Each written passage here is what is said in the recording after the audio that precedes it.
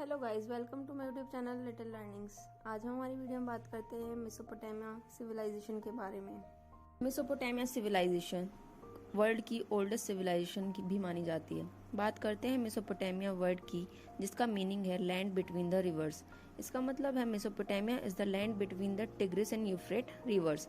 Mesopotamia comprises होती है 4 region से, जो हैं Sumer southernmost region, Babylonian and Akkad middle region और असीरिया नॉर्थ रीजन।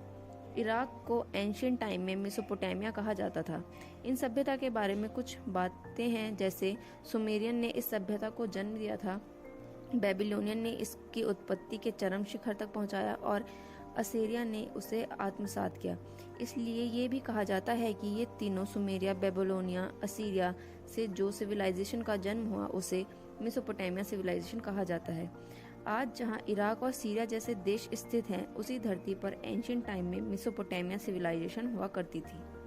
राजा हम्मुराबाई एक ग्रेटेस्ट बेबीलोनियन रूलर हुआ करते थे। उन्होंने ही उस समय के चारों रीजन सुमेरिया, बेबीलोनिया, अखंड और असीरिया को मिलाकर एक किंगडम बनाया था, जो आज इराक के नाम से भी जाना जाता है।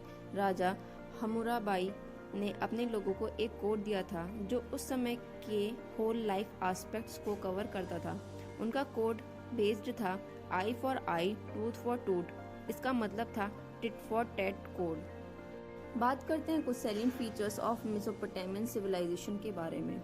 एंशियंट मेसोपोटामिया सिविलाइजेशन में एजुकेशन को बहुत एम्फेसिस दिया गया था। इसके लिए उन्होंने एक लिपि प्रणाली को भी इन्वेंट किया था।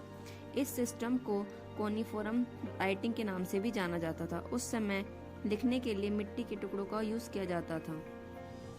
इसके अलावा बात करते हैं, इस सिविलाइजेशन को मैथ्स की फील्ड में भी काफ़ी महारत हासिल थी।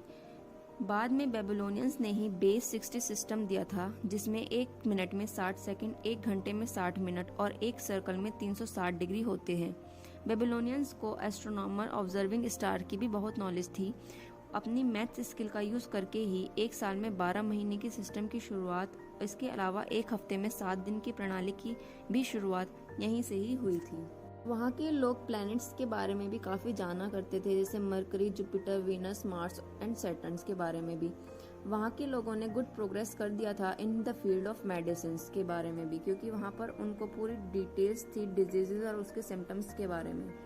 करते हैं कुछ रिलीजियस कंडीशंस के बारे में। Mesopotamia civilization peoples believe in God. वहाँ के लोग उस समय काफ़ी देवी देवताओं को माना करते थे। बड़े देवताओं को छोटे देवता पूजा करते थे। इस लिस्ट में सबसे लास्ट में आते थे ह्यूमंस, जिसे सबको पूजना होता था और सबकी आज्ञा का पालन भी करना होता था। वहाँ पर जो सेंटर ऑफ एजुकेशन था वो टेम्पल्स को ही कहा जाता था। वो नेचर की वर्शिप भी क्या करते थे।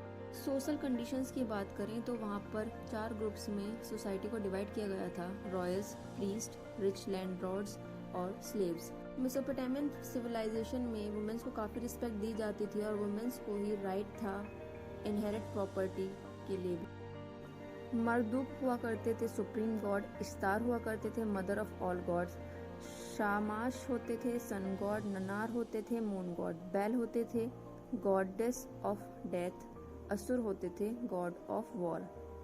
उस समय प्रीस्ट को हाई पोजीशन पे रखा जाता था और वो अपने हाई स्टेटस को एंजॉय कर रहे होते थे। फार्मर, आर्टिस्ट और मर्चेंट्स को स्लेव्स या फिर ये कह सकते हैं लोअर लेवल कैटेगरी में रखा जाता था। आर्ट और आर्किटेक्चर की बात करें तो मेसोपोटामिया सिविलाइजेशन में आर्किटेक्चर की फील्ड में बहुत ही उन्नत थी। उस समय के राजाओं ने बहुत सारी खूबसूरत इमारतों का निर्माण किया गया था, जिसमें से ये बहुत सी इमारतों का उपयोग पूजा के स्थल के रूप में करते थे और बहुत सी इमारतों को बड़े बड़े बगीचों के रूप में भी इस्तेमाल किया करते थे। डिक्लाइन ऑफ मेसोपोटामिया सिविलाइजेशन ये मानी जाती है कि सिकंदर महान ने एंड में मेसोपोटामिया सिविलाइजेशन का एंड कर दिया था और वहाँ से ग्रीक कल्चर का प्रचार प्रसार भी किया था। I hope you like the video. Please do like, share and subscribe to my channel. Thank you.